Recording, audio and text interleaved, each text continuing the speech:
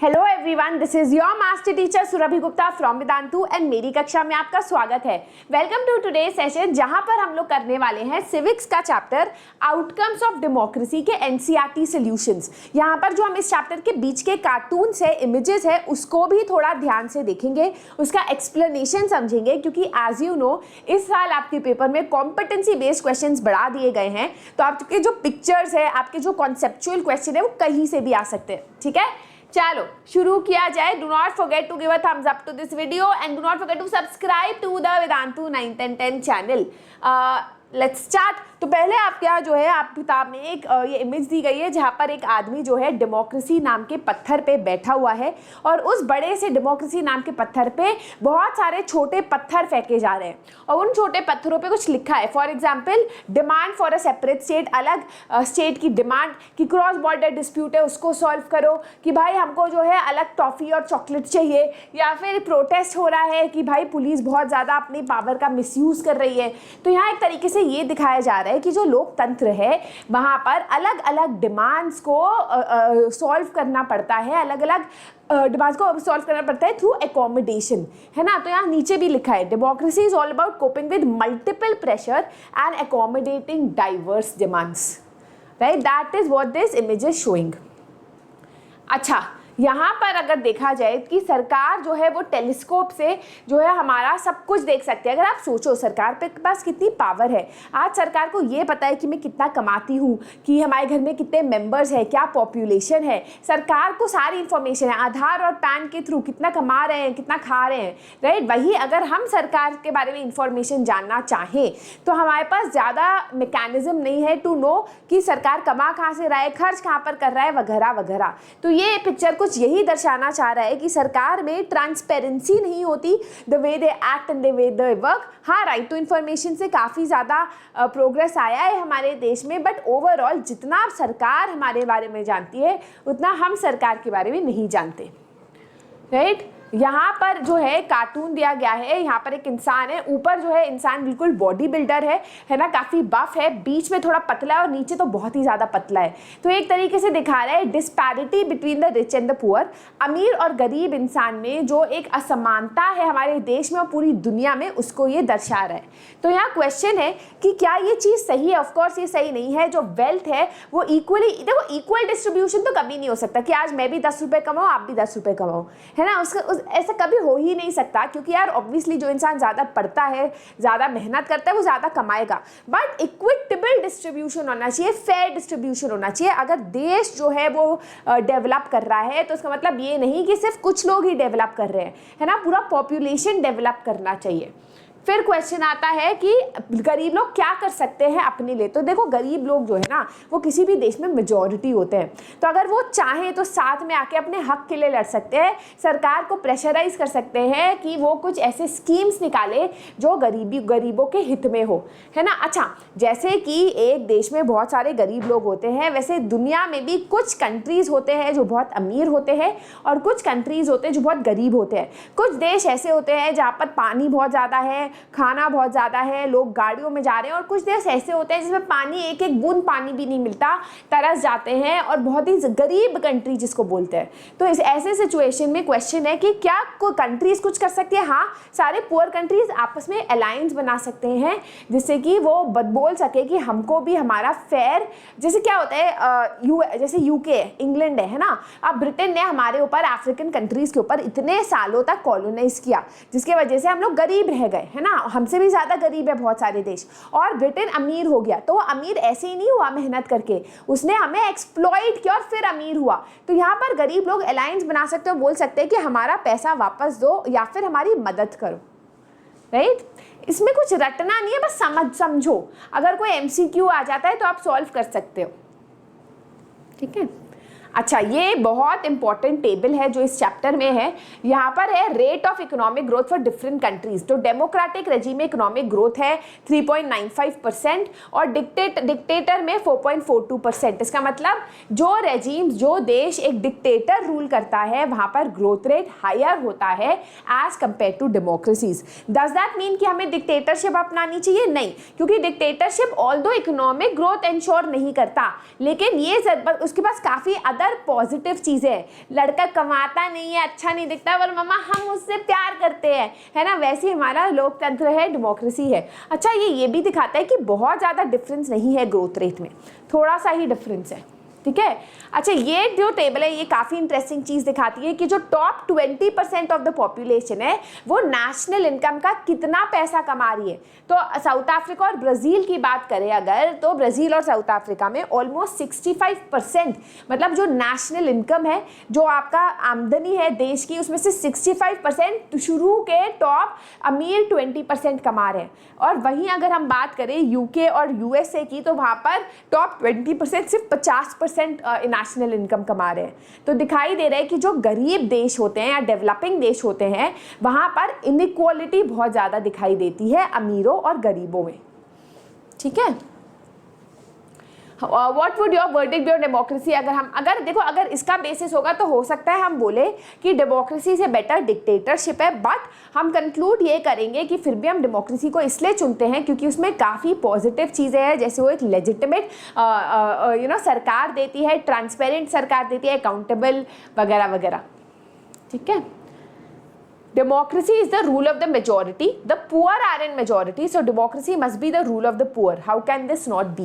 बहुत ही एक interesting question था, इसीलिए मैंने आज इसको स्लाइड में डाला कि अगर हम लोग बोलते हैं कि democracy is all about majority, है ना, लोकतंत्र में जो समुदाय मेजॉरिटी में है उसका सबसे ज़्यादा फायदा है, क्योंकि आपके पास वोट ज़्यादा है सबसे ज़्यादा, बट ऐसा नहीं है। Majority does not mean rule by majority community, है ना। डेमोक्रेसी का ये मतलब बिल्कुल नहीं होता है। डेमोक्रेसी का ये मतलब होता है कि अगर आज एक वर्ग जो है सरकार बना रही है तो इतनी ही इक्वल अपॉर्चुनिटी है दूसरे वर्गों की कल को वो अपनी सरकार बना पाए। तो इवन तो गरीब लोग बहुत ज़्यादा है हमारे देश में, पर वो एकजुट नहीं हो पाते कि वो सरकार के ऊपर प्रेशर ला पाए, और सरकार ज़्यादातर गरीब लोगों के लिए बहुत कुछ नहीं करती, ठीक है।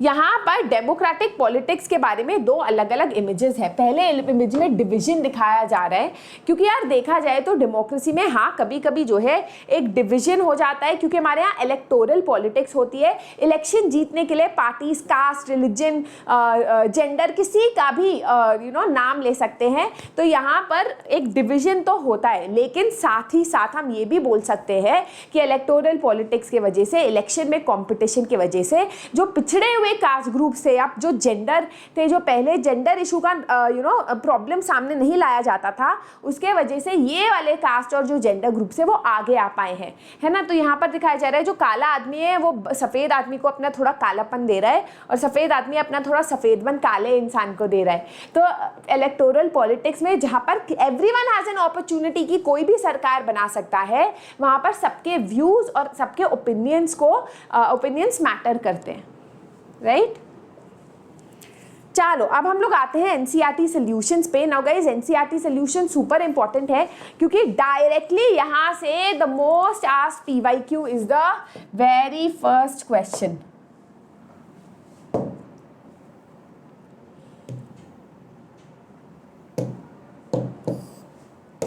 अरे क्या हो रहा है? अरे पेन कहाँ चला गया?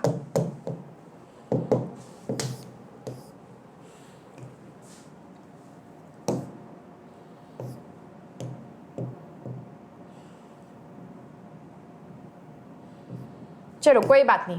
How does democracy produce an accountable, responsive and legitimate government? तो मैंने इन तीनों शब्दों का मतलब आपको फुल चैप्टर एक्सप्लेनेशन में समझाया था। अकाउंटेबल सरकार वो होती है जो रिस्पॉन्सिबल होती है, जिससे हम क्वेश्चंस पूछ सकते हैं। तो डेमोक्रेटिक एक अकाउंटेबल गवर्नमेंट कैसे होती है डेमोक्रेसी? क्योंकि हम हर 5 साल इलेक्शन होता है तो हम अपनी सरकार चुनते हैं, सरकार से क्वेश्चंस पूछ सकते हैं, और अगर हमें सरकार अच्छी नहीं लगती तो हम उसके अगले इलेक्शन में जो है किसी और सरकार को चुन सकते हैं, किसी और पार्टी को चुन सकते हैं। यह इंश्योर करता है कि जो सरकार हम चूज कर रहे हैं वो अकाउंटेबल हो, वो हमारे प्रश्नों का जवाब दे। दूसरा है रिस्पॉन्सिव। एक ऐसी सरकार, लोकतंत्र में एक ऐसी सरकार होती है जो लोगों के नीड्स को रिस्पॉन्ड करे। ये नहीं गरीब रो रहे हैं और सरकार बस जो है चाय पी रही है ना, ये भी इंश्योर करती है, नहीं तो हम किसी और सरकार को अगले इलेक्शन में चूज कर लेंगे, चुन लेंगे। तीसरा है लेजिटिमेट गवर्नमेंट या जायज सरकार। ना हम बोल सकते हैं कि लोकतंत्र में लेजिटिमेट गवर्नमेंट है या जायज सरकार है। ऐसा हम क्यों बोल सकते हैं? क्योंकि लोकतंत्र सरकार एक ऐसी सरकार होती है जो लोगों की चुनी हुई सरकार होती है, और क्योंकि आपकी चुनी हुई सरकार है तो अच्छी हो, बुरी हो, करप्ट हो, अच्छी उद्धार वाली हो, ये आपकी सरकार है, ये जायज़ है। ठीक है, so these are the 3 main points. In a democracy लोग अपने खुद के लीडर्स चूज करते हैं और उनके थ्रू डिसीजन मेकिंग में पार्टिसिपेट करते हैं, जिसके वजह से आप बोल सकते हो कि हमारे यहाँ जो लोकतंत्र है वहाँ पर सरकार अकाउंटेबल होती है। डेलिब्रेशन और डिस्कशन और नेगोशिएशन के थ्रू डिसीजंस लिए जाते हैं। डिसीजंस एक इंसान नहीं लेता, एक प्रॉपर नॉर्म्स और प्रोसीजर फॉलो किया जाता है। ये इंश्योर करता है कि हमारे यहाँ सरकार ट्रांसपेरेंट हो। तीसरा जो है इट मे बी रीजनेबल कि जो सरकार है वो लोगों के डिमांड्स को सुने और रिस्पॉन्सिव हो, है ना। एंड द फाइनल इज कि हमारे यहाँ लेजिटिमेट सरकार है, क्योंकि इवन दो हमारे यहाँ डिसीजन स्लो लिए जाते हैं पर वो डिसीजन एफिशिएंट होते हैं और वो लोगों की सरकार होती है। ठीक है, I will be posting the PDF on the Telegram channel, तो आप वहाँ आराम से मेजर पॉइंट्स पढ़ सकते हो। What are the conditions under which democracies accommodate social diversity? Again, a very important question, PYQ previous year question, directly book से उठाया गया। ठीक है, तो डेमोक्रेसी जो है सोशल डाइवर्सिटी को कैसे अकोमोडेट करती है, इसके 2 आपको बिग कंडीशंस लिखने पड़ेंगे। देखो, डेमोक्रेसी हमेशा सोशल प्रॉब्लम्स को या कॉन्फ्लिक्ट्स को हटाए या फिर उसको सॉल्व करे, ये नहीं हो सकता अनलेस 2 कंडीशंस डेमोक्रेसी फुलफिल करती है। एग्जाम्पल इसका बहुत बड़ा श्रीलंका का है, जो एक डेमोक्रेटिक कंट्री था पर फिर भी वहाँ पर एक सिविल वॉर हुआ, राइट। तो वो 2 क्या कंडीशंस है? पहला ये कि मेजॉरिटी को समझना होगा कि माइनॉरिटी के वॉइस की भी वैल्यू है and minority has to be included in the decision making. दूसरा ये कि डेमोक्रेसी का मतलब ये ज़रूर है कि जो मेजॉरिटी रूल होता है, but democracy does not mean rule by the majority, कि जो मेजॉरिटी धर्म है या मेजॉरिटी कम्युनिटी है वो सरकार चलाए, है ना। तीसरा या फिर उसी से रिलेटेड पॉइंट ये है कि आज अगर कोई वर्ग मेजॉरिटी में है तो कल दूसरे वर्ग को इक्वल अपॉर्चुनिटी मिले मेजॉरिटी में होने की। अगर ये कंडीशंस फुलफिल होती है तो हाँ, हम ये कह सकते हैं कि डेमोक्रेसी सोशल डिफरेंस को हटाता है। ठीक है, गिव आर्ग्यूमेंट्स टू सपोर्ट और अपोज। एक सेकेंड दो गाइस, मुझे पेन की इसमें ज़रूरत है, पेन क्यों नहीं चल रहा।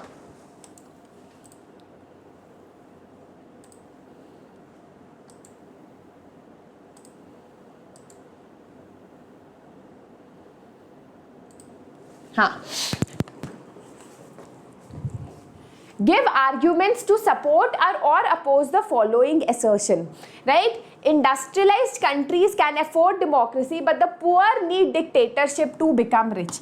तो ये बहुत ज़्यादा false statement है, राइट, कि इंडस्ट्रियलाइज कंट्रीज तो डेमोक्रेसी अफोर्ड कर सकते हैं लेकिन poor need dictatorship to become rich. ये इस प्रेमिस पे स्टेटमेंट दिया गया है कि डेमोक्रेसीज में डिसीजन बहुत धीरे लिए जाते हैं और ऐसे हम अमीर नहीं बन पाएंगे, पर ये गलत स्टेटमेंट है। बहुत सारे गरीब देश अमीर बन चुके हैं even though they are democracies. Democracy या डिक्टेटरशिप कुछ भी ये गारंटी नहीं कर सकता कि इकोनॉमिक ग्रोथ होगी, क्योंकि इकोनॉमिक ग्रोथ बाकी कुछ फैक्टर्स पे डिटर्मिन होता है, जैसे cooperation from other countries, economy कैसी है पूरी दुनिया की, किस तरीके की सरकार है। देखो, अगर करप्ट सरकार है, करप्ट डिक्टेटर है, तो डिक्टेटरशिप में भी देश जो है गरीब ही रहेगा, है ना। तो इन चीज़ों पे ज़्यादा डिटर्मिन होता है। Democracy can't reduce inequality of income between different citizens, तो ये फॉल्स है।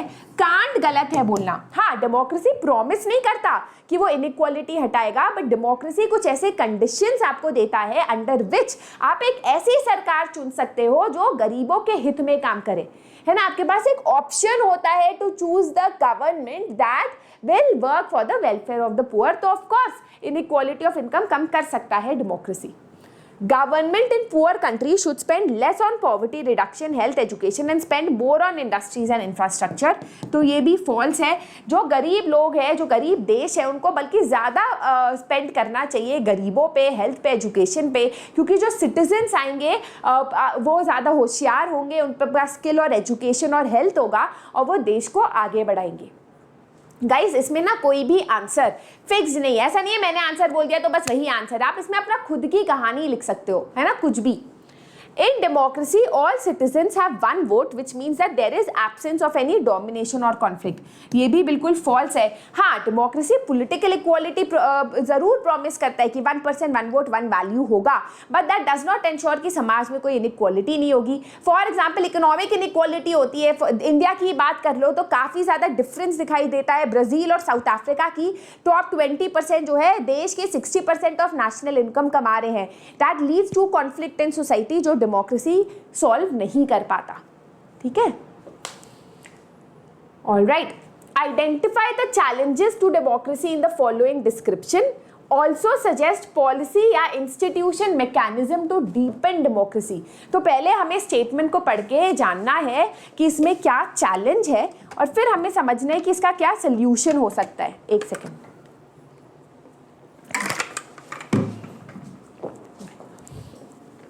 Following a High Court directive, a temple in Orissa that had separate entry doors for Dalits and non-Dalits allowed entry for all from the same door. तो यहाँ सबसे बड़ा challenge था caste discrimination, है ना, कि कॉन्स्टिट्यूशन में इक्वालिटी होने के बाद भी प्रैक्टिस में कास्ट अनटचेबिलिटी चल रही है, इनइक्वालिटी हो रही है. राइट और इसका सोल्यूशन यही है कि हम ऐसे लीगल मेजर्स लाते रहे जिससे इस टाइप का जो कास्ट इनइक्वालिटी समाज में हो जड़ से हट जाए, लोगों को एजुकेट करे, है ना. अगेन इसमें कुछ फिक्स आंसर नहीं, आप कुछ भी लिख सकते हो. Point number 2, a large number of farmers are committing suicide in different states of India. तो अगेन ये बहुत बड़ी प्रॉब्लम है क्योंकि इसका मतलब हमारे यहाँ एक पूरा वर्ग है जो इकोनॉमिक ग्रोथ के फ्रूट्स को एंजॉय नहीं कर पा रहा. ना यही तो है, फार्मर सुइसाइड क्यों कर रहे हैं, मजा थोड़ी ना आ रहा है उनको. वो इसीलिए कर रहे हैं क्योंकि शायद उनको अपने क्रॉप्स के अच्छे प्राइसेस नहीं मिल रहे, शायद वो अपना लोन नहीं चुका पा रहे. तो ऐसे सिचुएशन में सरकार को कुछ ऐसे मेजर्स लाने होंगे जो फार्मर्स को सपोर्ट करें. Following an allegation of killing of 3 civilians in Gandwara in the fake encounter by Jammu and Kashmir police, an inquiry has been ordered. तो यहाँ बहुत बड़ा चैलेंज है कि एक ऑर्गन जो एग्जीक्यूटिव है पुलिस का, उसने अपने पावर का मिसयूज़ करके कुछ लोगों का फेक एनकाउंटर किया है. तो इस सिचुएशन को सॉल्व करने के लिए हमारे यहाँ इंश्योर होना चाहिए कि इंडिपेंडेंट जुडिशरी हो, स्ट्रॉन्ग जुडिशरी हो, जिससे कि लोग उस पर जाके इस एक्सेस का कंप्लेन कर पाए. ठीक है, there should be transparency in the working of the police department. Alright, in the context again guys वो क्वेश्चन अगर ऐसे क्वेश्चंस एग्जाम में आते हैं, it is not about book से कुछ भी रटना, इट्स अबाउट चैप्टर से आपको कितना समझ आया और कितना आप लिख पा रहे हो अपने दिमाग से. कभी कभी ऐसे क्वेश्चंस आते हैं. ठीक है, इन the context of democracies which of the following idea is correct. Very good question, सीधा एग्जाम में आ सकता है. Democracies have successfully eliminated. Democracy ने क्या एलिमिनेट किया है? Conflict among people. नहीं यार, कॉन्फ्लिक्ट तो अभी भी होता है. Economic inequality among people. नहीं, डेमोक्रेसी ये इंश्योर नहीं करता कि सब जो है सबके पास इक्वल पैसा हो. Differences of opinion about how marginalise sections are to be treated. ये भी नहीं है ना. I think difference of opinion नहीं है. आई थिंक डेमोक्रेसी में एक ही ओपिनियन है कि मार्जिनलाइज्ड कम्युनिटीज़ को, पिछड़े हुए वर्ग को भी समानता से ही ट्रीट करना चाहिए. The idea of political inequality, ये ज़रूर आप टेक कर सकते हो कि आइडिया ऑफ पॉलिटिकल इनइक्वालिटी जो है एलिमिनेट हो गया है. डेमोक्रेसी में पॉलिटिकल इक्वालिटी ही इंश्योर की जाती है. ठीक है, चलो आगे बढ़ने से पहले जल्दी से अगर आपने अभी तक वीडियो को लाइक नहीं किया है गाइज, लाइक कर दो, चैनल को सब्सक्राइब कर दो. I am telling you, I know NCERT solutions करना बहुत तकलीफदायक लगता है क्यों हम टाइम वेस्ट कर रहे हैं, बट डायरेक्टली यहाँ से क्वेश्चंस आते हैं. एनसीईआरटी आपको हर एक कॉर्नर ऑफ द एनसीईआरटी पढ़ना है. In the context of assessing democracy, which amongst the following is the odd one out? Democracy need to ensure free and fair election, सही बात है. Dignity of the individual, सही बात है. Equal treatment before the law, majority rule नहीं ensure करना चाहिए democracy को. That is wrong. Studies on political and social inequality in democracy show that political और social inequality जो democracy में होती है वो क्या दर्शाता है? Democracy and development go together? नहीं है ना, ऐसा बिल्कुल नहीं है. They can not. कभी कभी डेमोक्रेटिक कंट्रीज अमीर भी होती है, कुछ गरीब भी होती है. Inequality exist in democracy. हाँ भाई, ये ज़रूर दिखाता है कि डेमोक्रेसीज में असमानता हो सकती है. Inequalities do not exist under dictatorship. North Korea को ले लो, इतनी भयंकर इनइक्वालिटी है वहाँ, तो ये गलत है. Dictatorship is better than democracy. सच है तो जाओ भाई नॉर्थ कोरिया में रह के दिखाओ. So that is also wrong. ठीक है, चलो final question of the NCERT. एक आपको पैसेज दिया है और फिर क्वेश्चंस दिए हैं, पैसेज पढ़ते हैं। Nanu is a daily wage earner, he lives in welcome Mazdoor colony, a slum habitation in east Delhi. तो वो हर दिन जो कमाते हैं ना वैसे वाला लेबरर है, मजदूर है, और वो एक कॉलोनी में रहता है। वो he lost his ration card and applied for a duplicate one in January 2004। वो रेगुलरली लोकल फूड और सिविल सप्लाईज ऑफिस में जाता था अगले 3 महीने में, पर ऑफिशियल्स उसको देखते भी नहीं थे और बोलते थे भाई हमें परेशान मत करो। अब देखो राशन कार्ड ना होने की वजह से बेचारे को खाना नहीं मिल पा रहा था कम पैसों में, तो उसके लिए काफ़ी इंटेग्रल था उसका राशन कार्ड। अल्टीमेटली उन्होंने राइट टू इंफॉर्मेशन में अपना जो है क्वेश्चन लिखा कि क्या प्रोग्रेस है, मेरा राशन कार्ड का डुप्लीकेट क्यों नहीं बन पा रहा। Within a week of filing the application, he was visited by an inspector from the food department who informed him that the card had been made and he could collect it from the office. So एक हफ्ते बाद ही food organisation से जो आपका food department है वहाँ से inspector आता है और बोलता है कि सर आपका जो है राशन कार्ड बन गया है और आप कलेक्ट कर लो। जब नानू जो है अपना कार्ड देने जाते हैं, उनको बहुत अच्छी तरीके से जो ऑफिसर्स उनकी तरफ देखते भी नहीं थे, आज वो बहुत अच्छी तरह उन्हें ट्रीट कर रहे हैं और बोलते हैं चाय पियो, और उनको रिक्वेस्ट करते हैं कि जो आपने एप्लीकेशन डाली है आरटीआई में प्लीज़ उसे विड्रॉ कर लो क्योंकि अब तो आपका काम हो गया है ना। तो यहाँ पूछा जा रहा है व्हाट डज नानूज एग्जाम्पल शो, क्या दिखाता है ये एग्जाम्पल? ये दिखाता है कि आपको अपने हक के बारे में पता होना चाहिए। You should know what rights you have, तभी आप अपने राइट्स को प्रोटेक्ट कर पाओगे and you can get information from the government. What impact did Nanu's actions have on officials? तो पहले ऑफिशियल्स इंडिफरेंस दिखा रहे थे नानू की तरफ, उन्हें फर्क नहीं पड़ता था नानू की सिचुएशन पे, बट अब जो है दे वांटेड टू हेल्प नानू। Ask your parents their experience, ये सब तो ठीक है, इतना इंपॉर्टेंट नहीं है, ठीक है। Alright, so guys, dancing time cause that is all is there for today's NCERT solutions. जल्दी से होमवर्क देख लेते हैं। Democracy is considered better because ये आपके ऑप्शंस है, आंसर मुझे चैट बॉक्स में बताना। The fact that people are complaining about is a treatment to the dash, है ना। The fact that people are complaining about it is a testament कि the fact कि आज हम complain कर पा रहे हैं ये क्या दिखाता है। Democracy transforms people from the status of a subject to that of a right. So these are the 3 questions जिसके आंसर्स आपको मुझे कमेंट सेक्शन में देने हैं। इसका PDF आपको टेलीग्राम चैनल पे मिल जाएगा। आई होप आपको सेशन अच्छा लगा। वीडियो को लाइक, शेयर और चैनल को सब्सक्राइब करना मत भूलना। This is your master teacher Surabhi signing out. Bye bye.